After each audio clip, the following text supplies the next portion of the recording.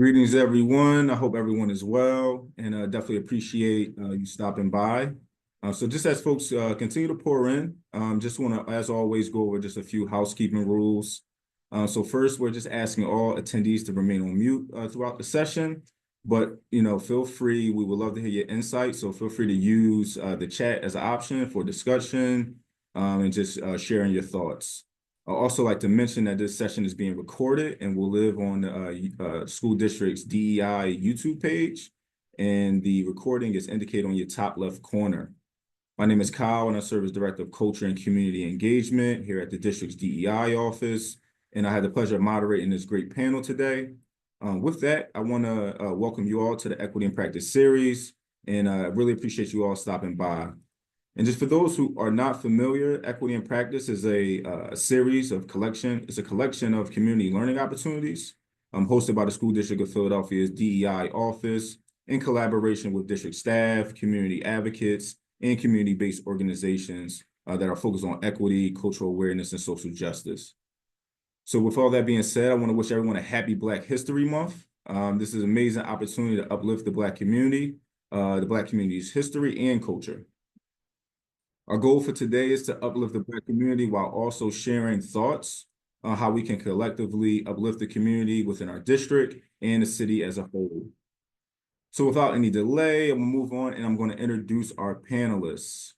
So first we have Dr. Jones, and Dr. Jones leverages 20 plus years of school-based experience and expertise in social emotional learning, trauma responsive, restorative practices to address students' effective learning needs in the school, home, and broader community. She served the Philadelphia Public Schools for 20 years as a special education teacher and a school psychologist. In December 2016, Dr. Jones founded We Reign, a nonprofit organization whose mission is to ensure Black girls have the skills and knowledge to become advocates, activists, organizers around issues that impact their lives. Thank you so much, Dr. Jones, for joining us. Next, we have Dr. Sims. Dr. Guy Sims currently serves as the Chief DEI Officer, Diversity and Inclusion Officer for the Free Library of Philadelphia. He is responsible for leading and developing and implementing, evaluating of a proactive diversity, equity, inclusion plan in support of the library's strategic plan to create a learning environment, a learning and working environment where all have an opportunity to succeed and realize their full potential. His other areas of responsibility are human resources and volunteer services. Dr. Sims is a 1983 graduate of Lincoln University with a degree in human services. He also earned his master's of education, educational leadership from Arcadia University, a master's of arts and human behavior from the National University, and a certificate of higher educational law and policy from Stetson University and the National Association of Student Affairs Professionals in Higher Education, and an educational doctoral degree in higher education from the University of Northern Iowa. Thank you so much for joining us, Dr. Sims. We really appreciate it. Next, we have Mal Davis. Mal is the Executive Director of Recruitment and Selection for the School District of Philadelphia. He is passionate about the diversification of the educator workforce in Philadelphia and knows firsthand the importance of representation in this work and early exposure to different career paths for young people. Thank you so much for joining us, Mal. Really appreciate it. Next, we have Dr. Canada. Dr. Canada is a dedicated educator and a transformational leader. She has 20 plus years of experience in education, currently serving as an adjunct professor and a principal. Her personal life is equally fulfilling as a wife, mother, and devoted lover of God. She's also a certified life coach, empowering others to reach their full potential. Her educational journey began at Germantown High School, followed by an undergraduate degree in English from Kutztown University. She furthered her studies with 2 master's degrees from Arcadia University and Lincoln University, culminating in a doctorate of educational leadership, focusing on servant leadership. Dr. Canada has a passion, is a passionate believer in the power of public education, and she strives to make a positive impact on the lives of students and the community. Next, we have Ishmael Jimenez. Ishmael is dedicated educator who for the last 18 years has worked with students in the city of Philadelphia from preschool age to high school. For over a decade, Ishmael has led numerous professional development sessions, social studies content for instructors, teaching preschool to post-secondary levels across Philadelphia and the nation. Additionally, Ishmael has facilitated workshops at prestigious post-secondary institutions such as the University of Penn, Harvard University, Penn State University, and Princeton University on issues ranging from structural racism and bridging the knowledge and skill gap between high school and post-secondary education.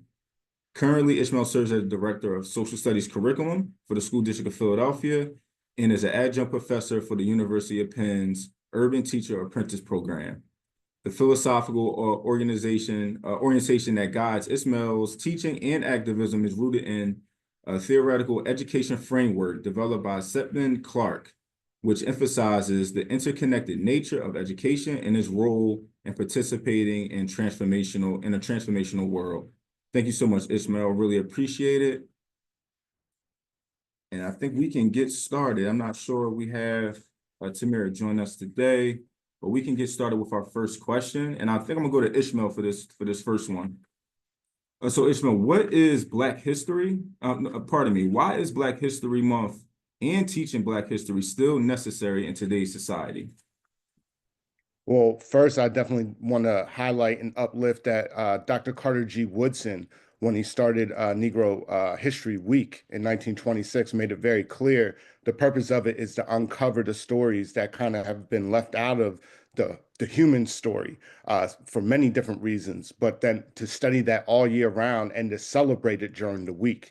It wasn't just supposed to be a procession of illustrious individuals placed in front of us, right? It's supposed to be what can we learn? How can we gain more insight into our ancestors' past? And how can those lessons inform us in what we're dealing with in the present? And I think that speaks directly to why it's still important to this day that we need to know these stories. Our children need to know these stories, no matter what race they are within this society, and to understand how this society actually developed and how it is still maintained and functioning, right? And I think that Black history gives us that unique lens where it's like literally the crux of the story that has been left out, but then also it's a more truthful look at what we like to tell ourselves about ourselves in this nation right now and in this society. Thank you, Ishmael. I really appreciate that. I want to pivot. Dr. Jones, do you have any thoughts on that particular question as well? I do. As someone who has done a lot of work around urban education, one of the things that to add to what Ishmael said, so many people think of Black history as enslavement. When the reality is that even in the city of Philadelphia, there were free Black people in the 1800s who were already building school systems for Black children. But a lot of that conversation is left out. And so you're left with the remnants of Black history without understanding that Black people are full and full-bodied humans who have been here in this country, adding to what this country is for centuries. And so celebrating Black History Month should be, again, more about not about, again, parading those people, but actually a deep dive into what it means, what Blackness is, and what it has done to shape the world that we live in. Thank you so much. I appreciate that. So I'm gonna move on to our next question. I want to start with Dr. Canada for this one. How does Black culture enrich our schools and communities within Philadelphia? And why is it important to learn? Why is it important to learn about and appreciate it? I think it's important to learn and appreciate about it because actually the origin of Philadelphia. For example, I grew up in Long Island, and after I came to Long Island, of course, I went to Germantown High School. But it was important for me to learn about everything that happened in Philadelphia because I went to Germantown High School, but it was important to know the history of Philadelphia and the accomplishments of African American as a student and also as an adult so we could keep those things going, so we can have something to be proud of, so we know actually to be lifted up. A lot of times when you hear about, um, just the normal Martin Luther King, maybe Angela Davis, but we don't go deep to know about Ashanta Shakur and all the other people that's important as well. Like the movie that just came out, the 6888. I think I cried throughout the whole movie because that's something that I didn't know about. But those are the things that we must show and tell our story so even our children and our children's children know about the great impact and accomplishments of African American people in the city, and as a culture. And just for example, just to go back, I know the Black Panther movement was the first people who started off with the free breakfast program, right? And feeding children. That's important to know because that also was something that children needed at the time. So we must not only teach, American history, but sometimes we must spotlight our own history so we could continue the legacy, to be uplifted as well. Great point. Great point. I appreciate that. I wanna go to Dr. Sims with this question as well. So Dr. Sims, how does Black culture enrich our schools and communities within Philadelphia, and why is it important to learn about and appreciate it? Yes, I'd like to just tag a little bit on what others have said. I think for our children here, especially our Black children here in Philadelphia, I think having a very strong Black history programming and sharing that information, it really helps to center the children that they're not just here wherever they are by accident. Our people have been in this city of Philadelphia for a long time. We've had enclaves in different parts of the city. And when I think about over down on South Street, that was the thriving, you know, well-to-do Black community until folks started moving toward West Philly. There's a book called Notes from a Colored Girl by Dr. Carsonia Wise Whitehead, and it's from a young lady who lived in that area, talking all about what life was like for Blacks who lived down there near that South Street area, and to help kids understand, Philadelphia is so important to so much that has happened in this country. In fact, you always think Philadelphia was the destination when people were leaving the South, either on their own or they were escaping South.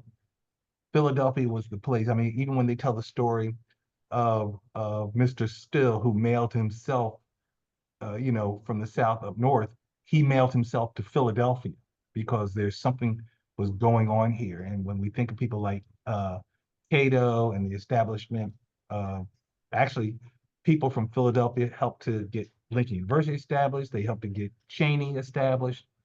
So much was going on here. And I think if children understand that in the context of you are surrounded by all this greatness, and even though maybe the city doesn't demonstrate that because we have very few images of Black people within our city. We got the Cato statue. I know we got a Marion Anderson coming. We got Joe Frazier all the way down there in Center City, and we have the Black World War II memorial across from the main library. But our images are really not peppered around the city as it really should be from all of the contributions that we have. So I think by sharing that information, it lets people know I am a part of something, and my ancestors have done things, and I'm also here that I can make contributions going forward. Thank you for that, Dr. Sims. I'm going to go back to Dr. Joneswell with this question, and it is, why is it important to create safe and brave spaces for Black people? This can include both adults and students. When I think about safe and brave spaces, thinking about it just from a strictly brain or a brain perspective, in order for people to develop health in healthy ways, you need to have safe spaces for them to do that. And so that means that Black children and Black adults also need spaces where they can feel comfortable being them. In our organization at We Reign, we talk about, or we really focus on the comfort that is required to live unapologetically in a world where people are often challenging every aspect of your being, from your hair to the size of your lips, to your history, to your skin color, how dark it is, how light it is. And so it's critical to find community and to build community. And that's what safe brave spaces allow, is for Black people to come together, Black girls in my case, to come together to think about how those things impact them and figure out how to overcome those kinds of things in order to be their true selves and live into what it really means for them to be Black and girl. And so that kind of emotional and psychological safety is critical for just the healthy development of a human. And oftentimes, because Black people and Black children in particular are dehumanized, making sure that these spaces are safe, brave spaces with people that look like them, think like them, where we have, to Dr. Sims' point, pictures on the wall and opportunities for them to explore their history without the critique of it is important if we want them to be able to show up in the world as change agents for us, because we're going to need them to do the work, given what we see going on around us. And without a safe and brave space for them to think about that deeply and then figure out how to work through it, we're going to continue to struggle to realize our fullest potential. So I think for me, that's what a safe brave space does for young people. No, I really appreciate that. Really appreciate that. I want to go to Mao on this one as well. So Mao, like, why is it important to create those safe and brave spaces for Black people, including both students and staff? What are your thoughts? Yeah, thank you for that question, and appreciate Dr. Jones's response. I would say that like these safe spaces for me really didn't exist when I first started my career roughly a decade ago, right? And so to be able to see the affinity spaces that have grown within the school district, to see the very intentional work being done by school leaders to carve out these spaces in their own schools to acknowledge the culture of the students, the community that they serve, but also the teachers within the building. I think it's imperative. I think that we're at like this tipping point within public education where we're looking for more Black people to come into our schools, more Black men to come into our schools and serve, but they're being asked to serve in communities and they're being asked to serve within school cultures that don't reflect them, right? And so again, to the point of seeing the pictures on the wall, but it's deeper than that, right? Like, what is the curriculum being taught? How are we intertwining the everyday experiences of our young people into the things that they're learning? Are we listening to the voices of our young people? I think a lot of times we get into this habit of we're older, so we prescribe the methods to them or we prescribe what they need to be doing. The world is changing, right? Like what it was for us is not what it will be for them. And so how are we reflecting that within these spaces that we create where their voice matters and they know that their voice matters, right? That like they actually have the ability to give feedback to change sort of the current of how things are going. Because again, to Dr. Jones's point, like I think it's cliche at this point, but also true. They are the future, right? That like, for us, the investment has to be what is it that you need to be successful in this space? And how do we continue this work forward where you see teaching as not only an honorable position, but a service-minded position, right? Where you're willing to come in and serve and be like Ishmael and like others that have taught and continue to teach within our classrooms. How are you just honoring their presence? That's something that I think we still need to really think through collectively as the leaders within this space. Because again, safe spaces can look a variety of ways for a variety of different people. But if we're not also taking their voices to build that with them, as opposed to building it for them, I think that we kind of missed the mark. That's an amazing point, Mao. I appreciate that. I'm gonna come back to you for this particular question as well. So Mao, what are the biggest misconceptions about Black boys and girls in education in the larger society as a whole, and how do we dismantle them? This can include the adultification of Black boys and girls. So do you have any thoughts on that? Yeah, we could touch on that one. I think that's a pretty clear one. I think that something that I've realized over time, is this concept of anti-intellectualism amongst our young people, amongst our community, right? That like that's really not the case. When I think of, people that I've grown up with that maybe didn't take the same professional trajectory as me, that maybe ended up incarcerated or, are still hustling out on the corners, those are some of the smartest folks I know, right? Like to be able to survive some of the things that we've had to survive, not just currently, but throughout history. Our adaptability, I think that directly correlates to a certain level of innate intelligence that exists within us, that like we just have to continue to stoke that fire. And so for me, the one thing that jumps out is that our young people don't like to read, they don't like to learn. They need to see themselves within the things that they are learning to be able to anchor themselves to that education. And again, I think that as we get more involved in hearing from them and involving them in the curriculum building and infusing their voices into the lesson, are we having them co-teach, right? Like, are we giving them the ability to step up inside that classroom to lead?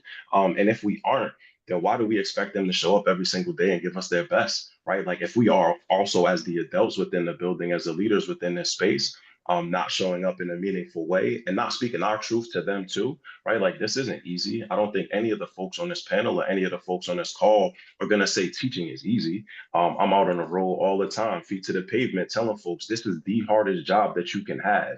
But you're also hard pressed to find another opportunity where you can actualize change in real time and also consistently see it happen year over year, day over day, week over week. And so I think for me, really just dispelling this anti-intellectual sort of process or piece is important.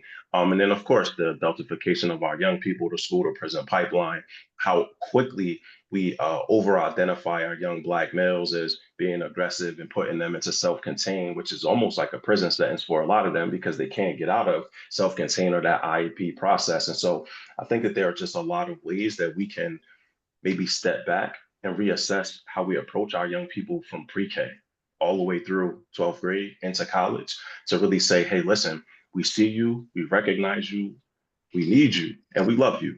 And like, we got to really think how many of our young people hear those things on a regular basis. And if we're not saying it to them, who's saying it to them? Where are they getting it from? And so I take that responsibility on. I think a lot of my peers on this call take that responsibility on as well. But like, we also have to just be nice to them, man. We got to show them love. How else are they going to learn it if they're not getting it from us? No, I really appreciate that. Dr. Jones, Dr. Sims, I see you coming off mute. Do you have any thoughts on that too? Yeah, and I appreciate everything. As soon as you say anti-intellectualism, I am not a teacher in a classroom. I've taught on the college level, but right now I'm with the library. I think a challenge is, sometimes our children, they have their interests, and sometimes their interests don't match up to the understanding and resources maybe sometimes their families have. And I'll use a real quick personal. For whatever reason, when I was much younger, I thought I wanted to be like an oceanographer because I read about it in a book, and I'm still fascinated by the ocean, and especially the fish that are the way deep down, those the anglers and all like that. But living here in Philly, we were far away from the ocean. My parents didn't, they didn't connect me with anybody who could take that particular idea of mine somewhere else. And so, eventually you kind of move on from that. And fortunately, my parents helped me move on to maybe some other things. But a lot of our kids, if that doesn't happen, then maybe they put up walls and like there's nothing for me, and then maybe they just become disengaged, or maybe go into some negative directions. So if we can find ways to help the circle around the children, help them get the resources and information, and of course still and lift up even things that might seem like, what do they want to study this for? What do they want, why they want to be a ventriloquist, to take those burdens off of them and allow them to explore, because you don't know where it's going to lead them in another place. So yeah, I think along with the intellectualism, allowing them to be kids, allowing them to be free with their mind, and to go down the paths that really make them happy and blossom. Absolutely. Mhm. Absolutely. Appreciate that, Dr. Sims. I want to go to this. I want to go to Ishmael for this next question. We kind of talked about it. Thought it was mentioned before, but I want to hear your thoughts. So, why is it important to teach Black history beyond just slavery and the civil rights movement? Well, I think because usually when those stories are told just within the context of slavery and the civil rights movement, it is placed into a grand narrative of some type of American experiment, right? And I think it loses the value and the substance of really what those stories were all about. So even when the civil rights movement is taught, it is not taught in a nuanced way, right? We don't go over even the historical contention that existed between Ella Baker and Martin Luther King, right? Not to bring up the beef or anything, but to highlight the fact that Ella Baker had a different conception of what she thought was effective organizing necessary in order to reach the same objective as Martin King, right? And even to go over some of the historical contentions that have been blown up too much, such as Malcolm and Martin versus violence and nonviolence. Our students are literally spoon-fed this storyline that somehow that's the simplistic difference between everybody that was involved in the civil rights movement, which does much more harm than good. You know, we cannot forget when Martin Luther King was assassinated, only 40% of African Americans in America had a positive opinion of him. He was not a popular man when he was assassinated. And the students have to know why. Why did the country not think that Martin Luther King was good when he got killed, right? But also on top of that, when we just start off in slavery, a lot of students like I can tell you all the years I taught it, I'm like, oh, slavery again. We go over this all the time. And it's gone over in a way which is like, I would argue, more white history than black history. You know, if you really want to understand white history, understand the institution of slavery, but how folks survived, how people got through, that's black history. And I think that is sometimes not emphasized enough when we're even going around or talking about the enslavement period.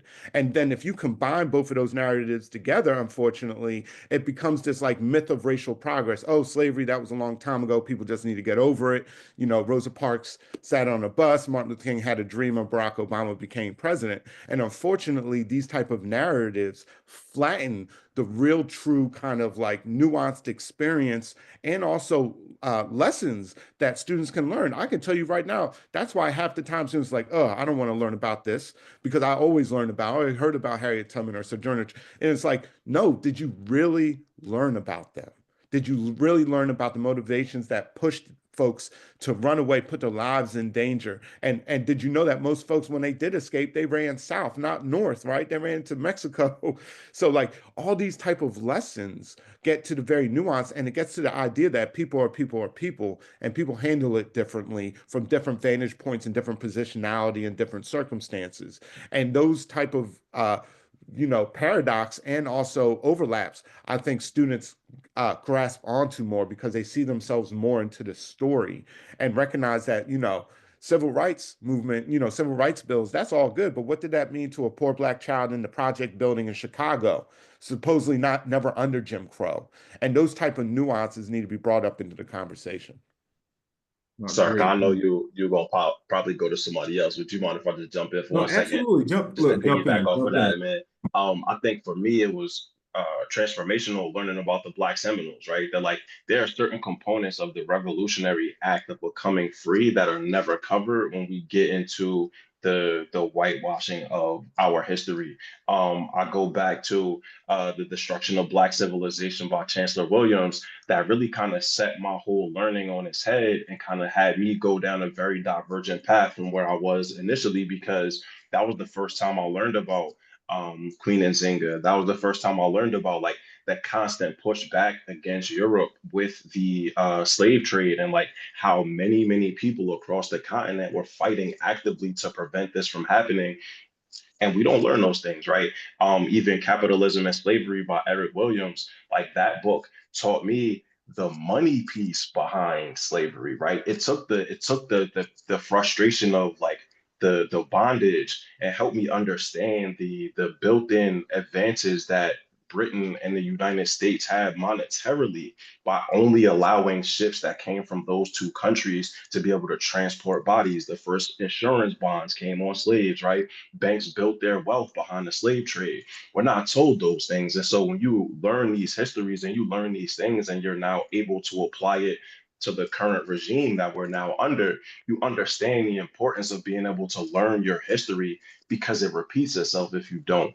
And so when we sit here and we're looking at the possible destruction of our Constitution, this is not coming from nowhere, right? Like this is a constant bombardment. And because people don't learn these things, because we're not embedded in the truth and the real history of things as they've happened across centuries, Black Reconstruction, right? Like we don't talk about the importance of Black Reconstruction. We talk about Tulsa and the Tulsa massacres, but when it comes to all of these other pockets of time where we see Black greatness and Black excellence proliferate to the top, and the very policies that created to ensure that we stay where we are, right? The redlining pieces, it's all of these pieces that come together that when we learn about them, they're segmented.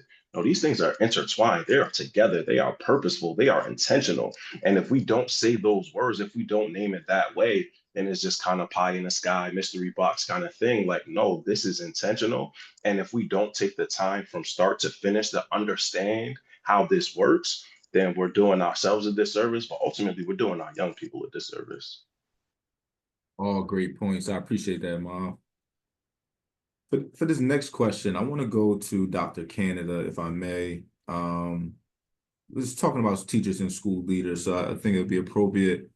Why is it essential for students, especially and particularly Black students, to have Black teachers and Black school leaders? What are your thoughts on that? I think it's important because they have somebody as a role model to look up to, somebody that's positive. So many times, I'm the principal at Ben Franklin. I've been for 4 years, but they call me Auntie. Auntie, I got you. Auntie, I want to go to class. Auntie this, Auntie that. And like I said, I believe in public education, but it's important to know that there's people that have their best interests at heart, and that's going to talk to them, and that's going to love them no matter what, and have encouragement that they're going to succeed. I had a teacher, her name was Miss Hill, and she told me I was going to college. And I said, I am? She said, yeah, you're going to college. And she pulled me in the library and told me, but she whispered it. So then I walked around in my head like, I'm going to college, I'm going to college. Because Miss Hill, who was so smart, and she was an African American female, told me I was going. And before that, I could never imagine going because I always saw that on TV. I never thought that was something that I could accomplish. So when the students see me, I want them to see somebody that, grew up in Long Island, but grew up in North Philly as well, that went to a public school, that experienced some of the same things they have experienced. And sometimes, rated as the underdog as well. It's important to know that uh, African Americans are doing positive things. They watch me, they watch everything I do, the way I dress. If my hair needs twisted up, they tell me. And I feel like that I'm their family. Sometimes they tell me too much. I'm like, should I know this? But it's important that they have that somebody they could talk to because if not, you would never know what's going on in their minds. And a lot of times they're trying to figure stuff out on their own and they can only talk to somebody who they think they can relate to as well. So it's very, very important that they have somebody that they could talk to, but especially a person of color just like them. If No, I thank could, you for that. Yep. if I could add to that, I talk to students all the time. My organization has been around for 8 years, and I've never met a Black girl who didn't say that they wish that they had a Black counselor, a Black teacher, a Black principal, a Black somebody working in the hallway, because there's a kinship in Blackness that I think gets overlooked. And to Dr. Canada's point, just knowing that you need your hair twisted is something important, right? And that building community.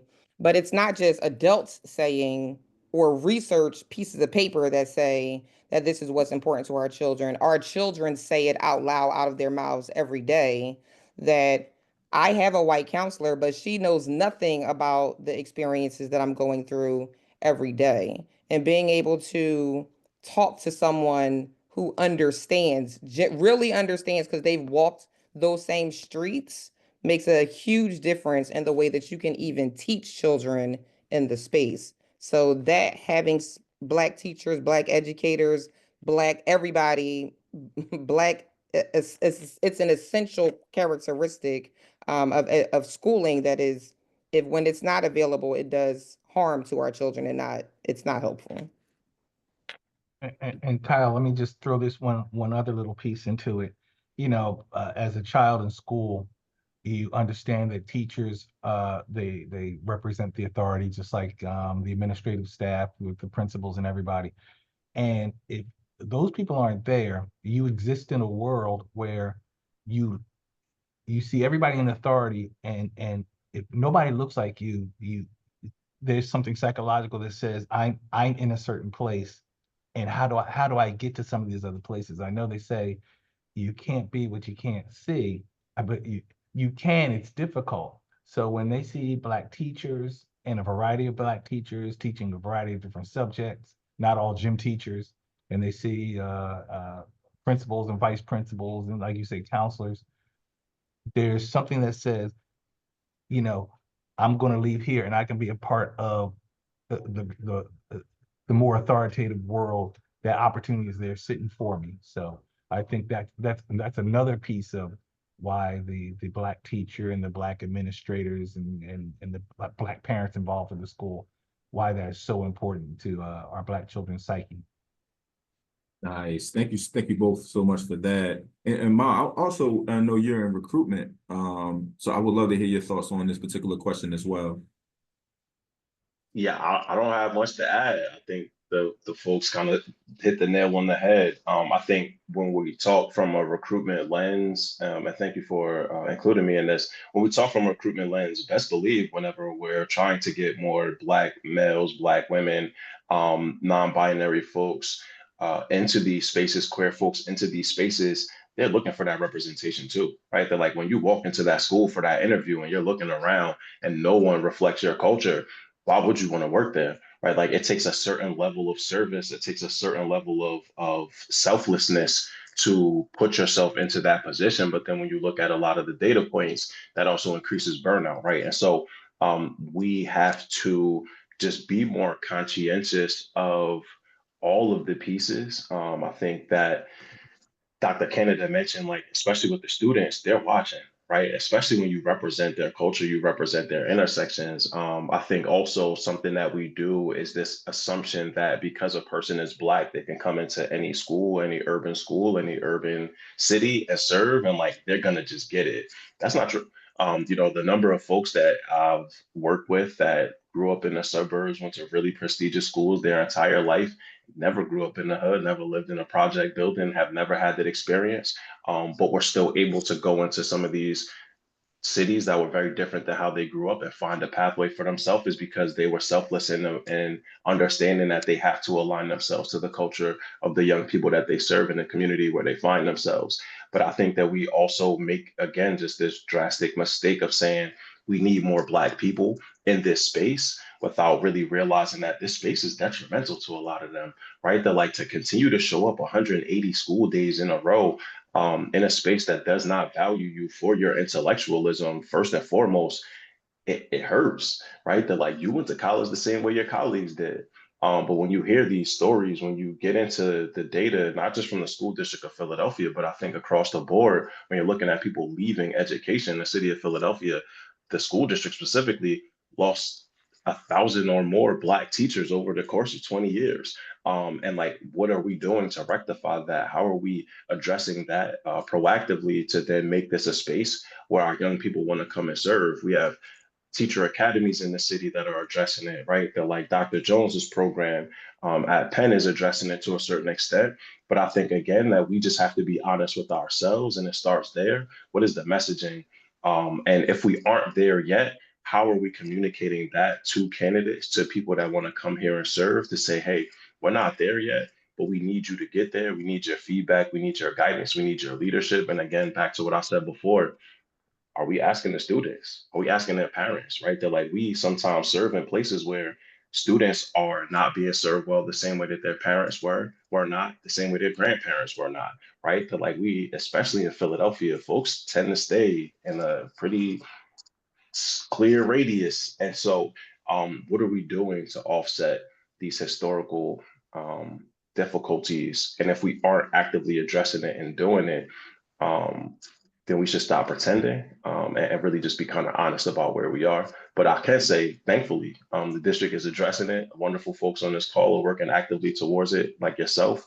And so I'm really excited about the work that we're doing here and to really change the tide of what our teacher demographics look like over the next few years. It's nice. I appreciate that, Mom. I'm gonna go to Dr. Canada on this next question. Dr. Canada, how can Black educators and allies help foster a more inclusive and culturally affirming school environment? Do you have any thoughts on that particular question? I think the conversation needs to be had. We need to have a space, and we really need to have the conversation together. I know we try to do professional development, but it's important that the space is respected. We have those courageous conversations, and we have to let people know what we're here for. A lot of times in some neighborhood schools, the rigor could be a little bit lower for minority students. And that's not necessarily helping them.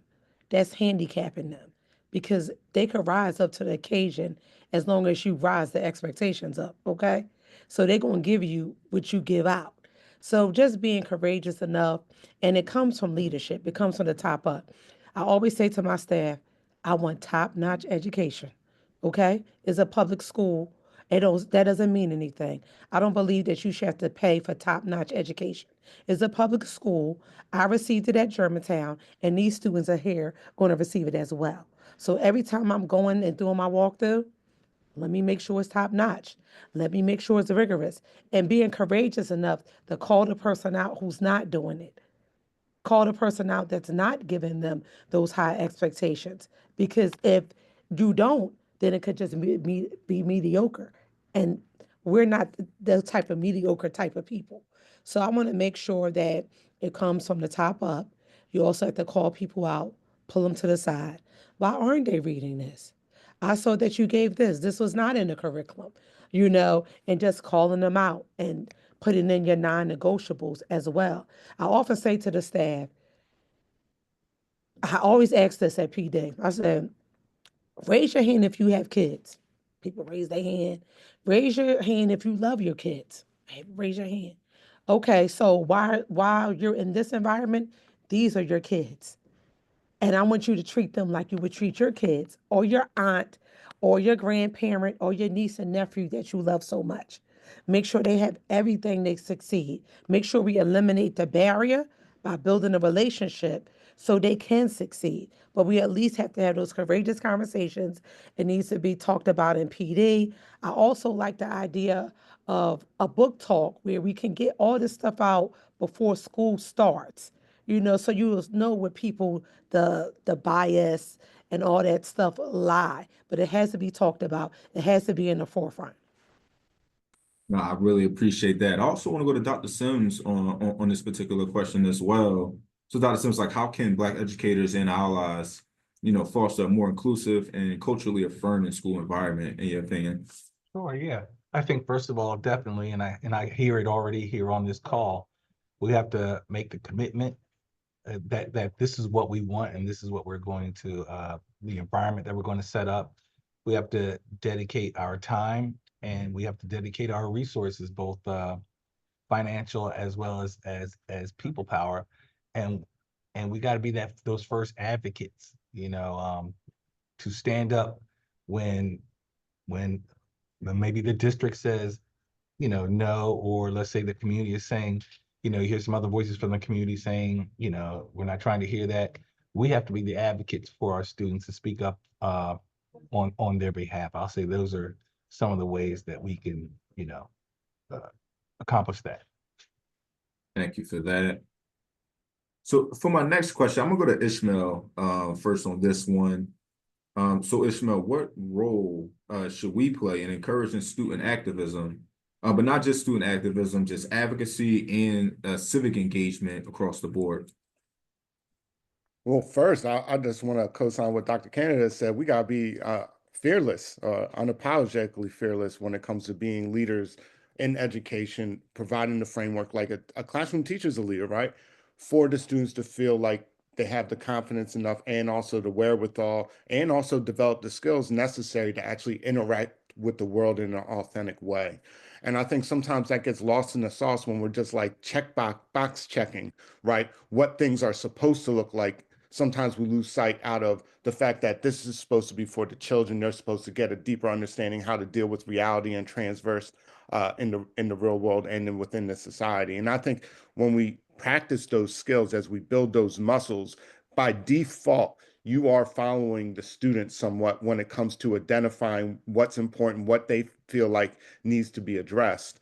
I think that also falls victim to kind of like too many folks stepping into the teaching arena feeling like, oh, I'm going to save these children or I'm going to provide, the missionary type of mentality, whether that or the other extreme of like these children aren't able to do this because blah, blah, blah, blah, blah, right? And I think that we need to be very specific and very like hardcore when it comes to the literacy of our babies, by providing the framework for them to actually go out into the world, practice theory, practice, right? When you go get that theory, go out in the world, practice that theory, come back to the drawing board, figure that out, and give them those tools necessary so they can figure that out for themselves. And it's not a question of them reaching a certain conclusion. It's the point of putting it in their court so they can reach a conclusion. And I know from all the years that I've taught, too little is exposed to the children, right? When you ask them, who are you and what do you stand for? An 18-year-old, it's like, nobody really asked me that before. It's like, are you serious? You 18 years old, bro. You about to step in the real world. Nobody asked you who you are or who you think you are. Why are these definitions about what blackness is imposed, right? And one thing I always point out, which is real fascinating to me, and I tear up when I still see it, is the doll test and how it still can be replicated to this day, where a child can't even write their name at 4 and 5 years old, but can tell you which doll is ugly and smart, right? Based off of racial identity. And see, like that is what's infused into the very like water in which we drink and the air we breathe within this society. And it doesn't matter what race the child is, they probably have internalized those certain constructs when related to anti-blackness, right? And if we're not very specific and saying that and pulling that out, and also taking folks to the side and be like, how can you change this and make this better? We're doing a disservice for the children right there. Appreciate that, Ishmael. Dr. Ken, I see you have your hand raised. And I'm glad that Ismail brought that up because I have a 4-year-old daughter, and I have a 22-year-old daughter.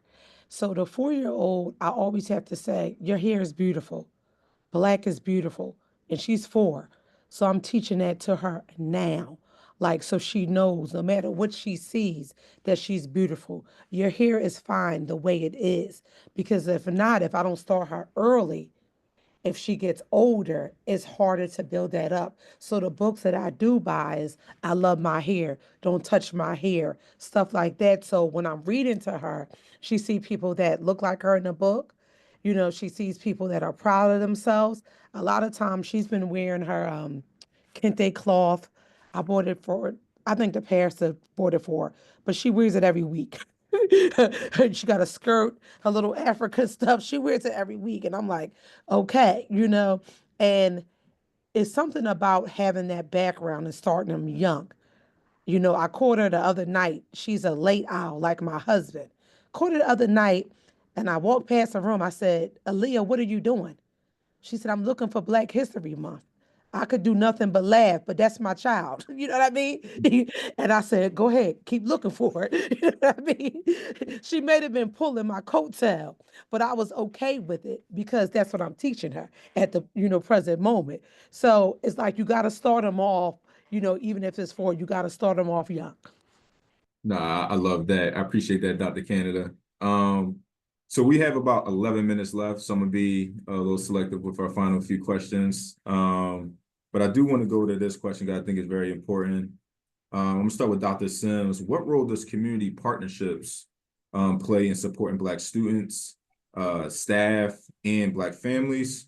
And why are these partnerships needed, in your opinion? Well, I would say first off, I think the value of community partnerships, of which I know I try to connect folks, with the library and all of our libraries around the city. One, we increase our community support for our students. Our teachers can't do it all. And I know my mother was a Philadelphia school teacher, and she was stretched thin doing stuff. So me and my brothers used to help her out. But to connect with other services and other programs around the city, that helps our students. It helps to increase, like I said, the resources that we have that are in the community for students to avail themselves to. And of course, it builds connections and opportunities for mentorship. That there might be a fraternity, sorority, a social group, a business where we can connect our students with professionals in the community who can, provide not only professional guidance, but that kind of mentorship that's needed. So definitely for our young kids. Appreciate that. Dr. Jones, I want to hear your thoughts as well. Um, can, what is school if it's not an extension of the community, or if it should be an extension of the community, not the other way around? And so community partnerships are critical to making sure that each school has its own identity, its own role in the community. Each school has its own needs. Each community has its own needs.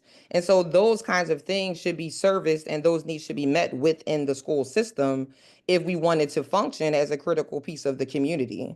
Otherwise, it's just a standalone entity that's there for the purpose of what, right? And so school community partnerships become an essential extension of what is happening in the school building. And to Dr. Sims' point, schools can't do it all, right? That's the truth of the matter. And when parents are not aware, I say all the time, the only people who really know what's happening in schools are the students and the teachers. And if you have a great administrator like Dr. Canada, an administrator. But for the most part, the community has no idea what's happening in schools. And so if we want schools to really serve children and serve communities and serve families and build up a city, there has to be a partnership that is fluid, that allows people to come in and out of those spaces to provide children with the things that they need beyond addition, subtraction, multiplication, and division, because our children need real skills for the real world, and that's what's outside of the doors of the school. And so every administrator should be running to open up their doors to programming that is providing those kinds of skills to students, because we know teachers can't do it all, and communities are often reflective of the people, the children who are in the school. So when you're not able to fill those spaces, those classroom spaces, with people who look like them, you can fill those hallways with people who look like them by providing opportunities for children to be connected in really meaningful ways to the world around them. And so community partnerships have to be and should be essential to any school that is running in the city of Philadelphia and beyond. 100%. Yep, Dr. Canada, I see your hand. One thing that I do is every summer before school starts, I walk the neighborhood. So I introduce myself to everybody that's on the strip, at Borden Spring Garden, all the way down to Dunkin' Donuts, and I'll come back around, just introducing myself. If you have any problems, you see my students, even if you don't see my students, give me a call. So it's like introducing yourself, letting them know that you're here, you're a resource. If you're having a problem, I have one over there and cleared out Roman Catholic kids. I'm like, I'm calling y'all principal on y'all. You know what I mean? Because I feel like no matter where I go, I'm Right. accountable for everybody. I'm accountable for every black and brown face I see. I like to tell stories. Is that okay? Yeah, So in that's the fine. summertime, the little 4-year-old and I, we were in Ocean City, Maryland. And it was a group of teenager boys. They were older. They was on the boardwalk. They was doing something that was very inappropriate. I said, come here, y'all. Y'all cannot do this right here. Get over there.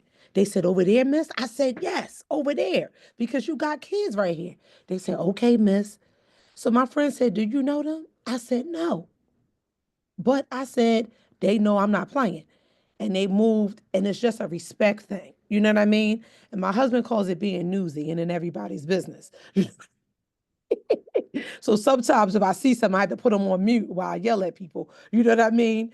But I also am not afraid to engage and to say and to do correction. Because if I don't correct, who else is going to correct? You know, we are each other's keeper. We're supposed to be, right? So if we go by that model, we're always supposed to be somebody else's keeper, showing them the right thing to do. And that's what I believe in, showing people the right thing to do, no matter where I'm at. No, I appreciate that. It definitely takes a village. So thank you for that.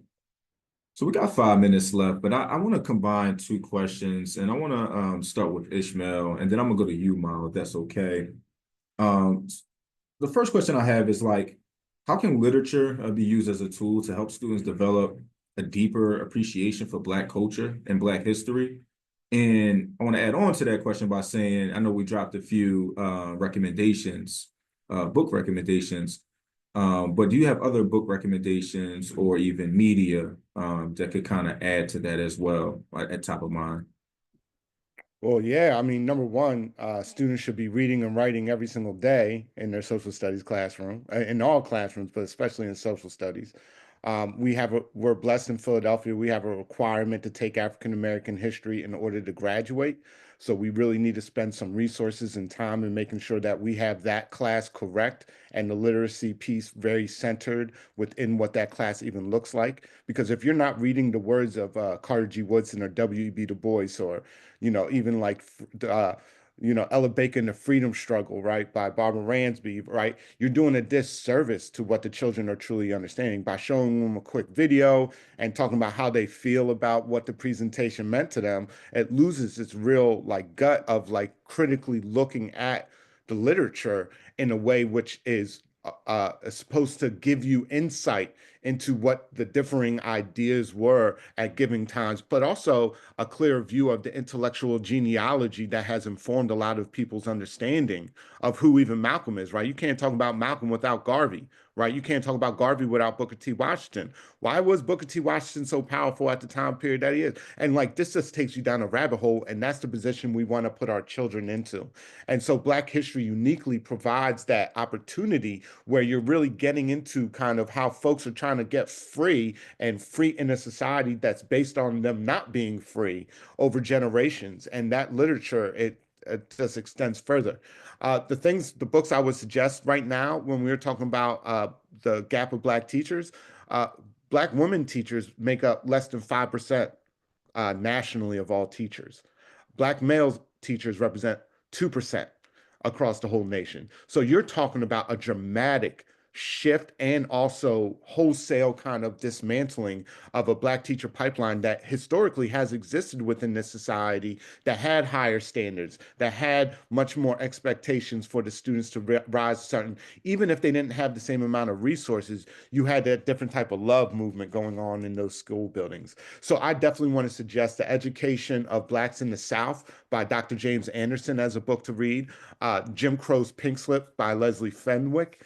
I want to uplift that book. I want to uplift Dr. Jarvis Given's book, Fugitive Pedagogy, especially in these days and times. There's so many lessons that we can learn from Black teachers who educated under Jim Crow South that still were educating the children the truth, regardless of being watched even much more harshly than they are being watched today. And I want to uplift also White Architects of Black Education by Dr. William Watkins. And also, if you never read The Miseducation of the Negro by Carter G. Woodson, you need to go out to the store right now, get that book and read that book, because there's a reason why this man invented what we know now as Black History Month. And I just want to also uplift Dr. Amos Wilson's The Falsification of African Consciousness, which is just there's a reason why this history is made irrelevant to our children, and that if once you see our children grasp onto this history, take ownership, and learn from it, they take it to the next level, not only within their personal lives, but in the lives that they proceed later on that affects others.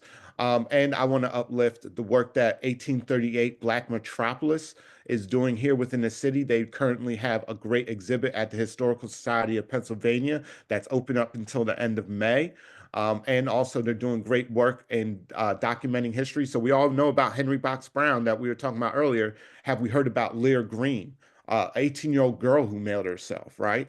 And these are the stories that they're uplifting, centered in Philadelphia. And our children need to know that all these histories are surrounding them and they're part of it and they can contribute to this overall story. And once we get there, that's only through the literacy, that's literature, that's only through engaging in it in a real way. I appreciate that. I'm gonna get 30 seconds, we're out of time, so Yeah, I feel just free to. quickly, I dropped a couple of links in there. I mean, Perfect. Ishmael hit all of them on the head, right? But for me, what really helped to revolutionize my thinking was Revolutionary Suicide by Huey P. Newton, Revolutionary Notes by, I forget, but his last name is Lester. I can't remember, Robert Lester, I believe. But for me, it was important for me to like dig into what happened with the Black Panther Party, the assassination of Fred Hampton, like all of these things, Assata Shakur's autobiography, and learning how like she literally had to run for her life because she was going to get murdered by the New Jersey State Troopers. Like all of these things are important because I think, again, when we're looking at our history in this country currently, we need to be able to anchor to these very important revolutionary moments that help continue to push all of this forward. And so, I think that there's a wealth of books. I have so many books all over my house that kind of lend themselves to different walks of life and to different things. The Color of Money, right? The medical apartheid. Like you can't learn too much. The more you know, the more equipped you are to help people to move in the right direction. So I challenge folks to educate themselves and then extend that education to the parents of your students, to the community you serve in, to your colleagues, and also to your students. 100%. I really appreciate our panelists. I learned a great deal, and I'm so happy I had the opportunity to have this discussion. And thank you all for like joining us. We really greatly appreciate it. If you know someone who wasn't able to make it, we'll be sure to put this on our YouTube page, and I'm happy to share the link with everyone. And just one quick plug: next week we will be collaborating with the City of Philadelphia's Muslim Engagement Office. They'll be introducing their Ramadan toolkit. So if you're interested in learning a little bit about Ramadan, how you can support students and staff, be on the lookout, SDP Weekly, or you can reach out to me directly and I can send you the information. So we look forward to seeing you all there. And thank you again, everyone.